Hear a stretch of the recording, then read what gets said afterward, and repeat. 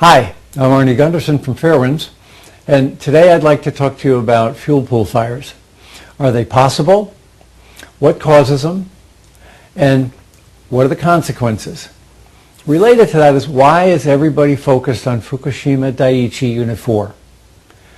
Before I get into the details, I need to go back and touch on a couple of basics. Inside a nuclear reactor, the uranium splits. And when it splits, it gives off 95% of the heat. That's what makes nuclear fission so neat, is that one atom can give off an incredible amount of heat. The problem is that 5% of the heat remains in these pieces called fission products. That heat gradually decays away over 5 years, but for at least 5 years, these pieces, these fission products, have to be cooled. That part of the reaction doesn't occur in the nuclear reactor. It occurs in the spent fuel pool.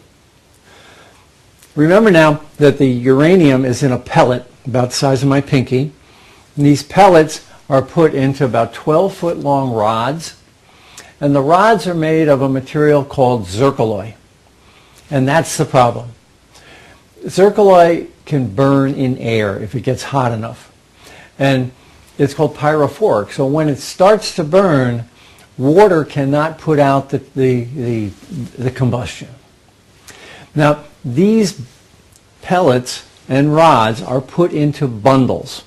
The bundles are about that big and 12 feet high. And those bundles are then lifted out of the nuclear reactor and put into the spent fuel pool. Now, we know zircaloy can burn. Back in April of 2011, Fairewinds put a video up where we showed a single zircaloy rod burning in air. And on that video, you can actually see the piece of zircaloy bouncing across the tabletop. And it was combusting on its own. There was no flame, and it was basically burning in air with no internal source of heat. The question is, can that happen in a nuclear fuel pool? And what is it about Fukushima Daiichi Unit 4 that has everyone concerned?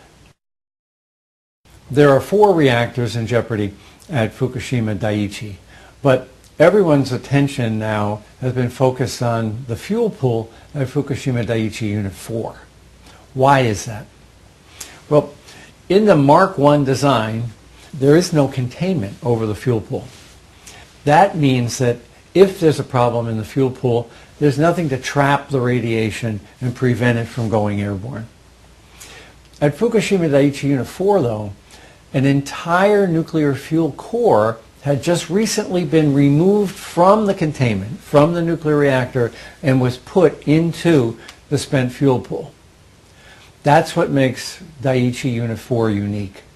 It's got an entire nuclear core out of the reactor, out of the containment, and in the fuel pool. Related to that, though, is the fact that Fukushima Daiichi 4 is also damaged. There's a bulge in the bottom of it, and I believe it's something called a first mode Euler strut bulge, and it clearly is an indication of a seismic damage. This is not something that happened from the explosion. The building has been damaged from a seismic event. So Daiichi Unit 4 has an entire nuclear core out of the containment in a spent fuel pool, and the building it's housed in has been previously damaged by the explosions in the building and by the seismic events that occurred since March 11th of 2011. That's why all eyes in the world are focused on what's going on in Fukushima Daiichi Unit 4. The Nuclear Regulatory Commission wanted to know if a fuel bundle can burn in air too, and they commissioned Sandia National Labs to run a test. Just by coincidence, the test was done about 2 weeks before the Fukushima Daiichi accident. Now, this was a test of a nuclear fuel bundle, but I need to be clear, there was no spent nuclear fuel in the bundle. The heat from the pellets was simulated using electric resistance heaters, pretty similar to what you've got inside your toaster. So this was a test to create the same amount of heat that the fuel pellets would create, but it was done with electricity, not with spent nuclear fuel. Other than that, though, the fuel bundle was identical to the bundle that's in a nuclear fuel pool. Now this is a 5-hour video that we've condensed down to about 1 minute. The screenshots that we've taken for this show in the upper left a picture of a fuel bundle with wires going into it.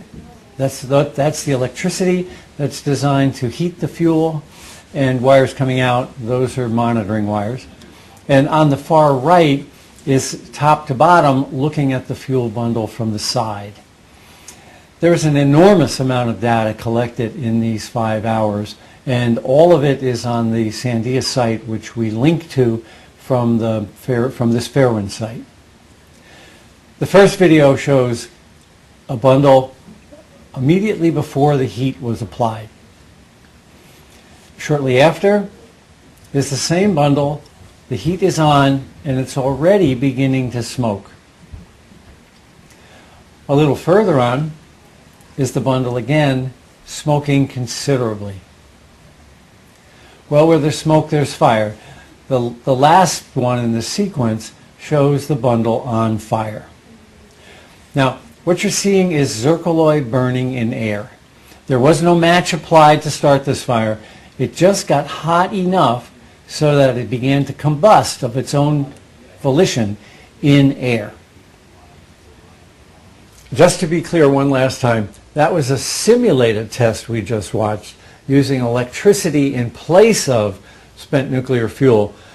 But it's clear that a single nuclear fuel bundle can burn in air. Now, Fukushima Daiichi Unit 4 would be even worse. Inside Daiichi's fuel pool are 1,500 fuel bundles. Not one, 1,500 fuel bundles. 300 of which are just removed from the nuclear core. So instead of one very hot bundle, we've got 300 very hot bundles. Now it's even worse than that. The Japanese put all of their nuclear fuel from this latest core offload in a very confined space in the pool. In America, we don't do that. We call it checkerboarding. We'll put hot nuclear fuel next to cold nuclear fuel in a checkerboard pattern so that there's a gap between them. But the Japanese didn't do that. This entire nuclear core is side by side with other physically hot bundles. So is a fuel pool fire possible at Fukushima Daiichi? We've got the video evidence to show it is. And what can make it happen is the real question. In early July, the fuel pool cooling system failed at Fukushima Daiichi. Both the primary pump and the backup pump failed. And for a period of several days, there was no water circulating in the fuel pool. During those days, the pool began to heat up. And it heated up at about 18 degrees Fahrenheit, about 10 degrees centigrade every day. This is a huge pool. It's 300,000 gallons of water. And to think about 300,000 gallons of water heating up at 18 degrees a day gives you a feel for the amount of heat that's in that pool. So after about a week, the pool would begin to boil. And after about another week, the pool would begin to boil to the point where the top of the nuclear fuel was exposed. And an event like we saw on the Sandia Labs video, it would indeed become possible. So the Japanese have about 2 weeks in the event that the fuel pool cooling system fails to fix it. I don't think that'll be a problem. I think they could fix almost every cooling problem in 2 weeks. The real problem is if there's an earthquake. The building is already structurally damaged, and if the pool were to drain from an earthquake, then all bets are off. There's no way to cool the pool, and we know that the heat source is astronomical. The fuel in the pool would catch fire, and the uranium that's then encased in the zircaloy would go airborne. Brookhaven National Labs did a study back in 1998 about this, and they estimate that over 180,000 cancers would result from a fuel pool fire, and that an area of about 40-mile radius would have to be permanently evacuated. Now, the Brookhaven study had less uranium in it than the Fukushima fuel pool, so the odds are that if a fuel pool fire were to occur at Fukushima Daiichi Unit 4, it would in fact be worse than the Brookhaven study. Regardless of what the nuclear industry claims, a fuel pool fire is possible if the water were to drain from a seismic event. Now, this is not just a Fukushima Daiichi Unit 4 problem. There's 23 Mark I reactors in the United States, and they have even more nuclear fuel in them than Unit 4 at Fukushima Daiichi. This is an international problem, especially in the United States, because we have the most of these Mark I reactors. What can we do about it? We can put the pressure on Tokyo Electric and on the Japanese government to get the fuel out of that pool just as quickly as possible.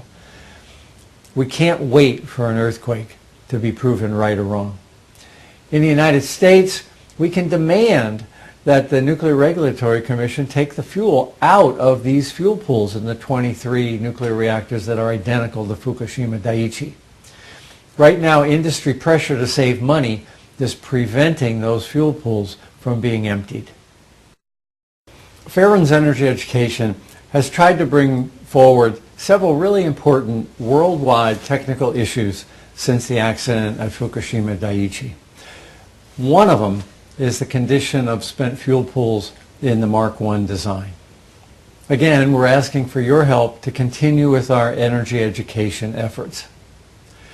Maggie and I take nothing from Fairwinds Energy Education, but it does cost money to produce these videos and to do the research and development that support the videos. We're very grateful for the donations we've received so far, and we would appreciate your considering a donation now so we can continue into the future. Thank you very much. I'll keep you informed.